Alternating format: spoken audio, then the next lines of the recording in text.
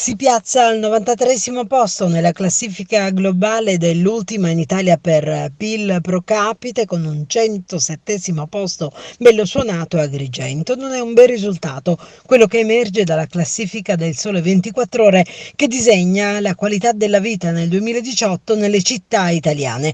Un disastro annunciato che trova voce nelle costanti lamentele dei cittadini e che si sostanzia nei numeri pubblicati dal prestigioso quotidiano economico nazionale che su 107 posizioni vedono troppo spesso la nostra città navigare tra le ultime.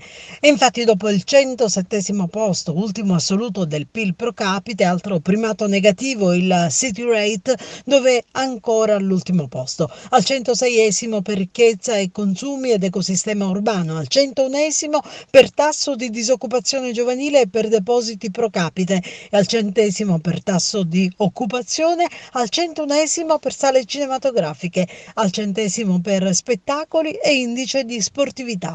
Va meglio con i canoni medi di locazione tra i più bassi d'Italia, ma non è un primato che la vedono al 19° posto. Ma i prezzi di vendita delle case si mantengono comunque alti, tanto da meritare un 92° posto. E neanche la speranza di vita sorride ad Agrigento, che su questo indicatore si piazza al 104° posto, mentre al 90° per ambiente, servizi, affari e lavoro.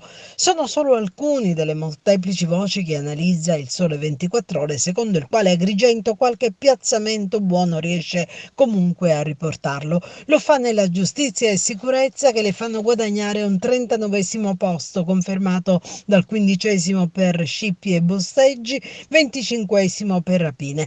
Un discreto piazzamento, purtroppo ancora lontano dai numeri che registrano i visitatori attratti quotidianamente dalle bellezze archeologiche della città, che sono in numero ben maggiore rispetto ai pernottamenti, si ha nel dato che registra il 40° posto per presenza media di turisti, il quinto per rischio idrogeologico, il secondo per gap retributivo di genere.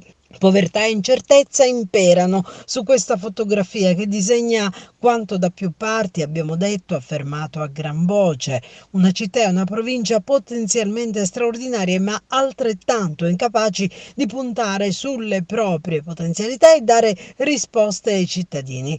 Dati che vanno letti con la dovuta considerazione non solo dagli amministratori locali e regionali, ma anche da quanti a Roma e in Europa hanno il compito di operare per la crescita e il riscatto del nostro territorio e dei nostri giovani.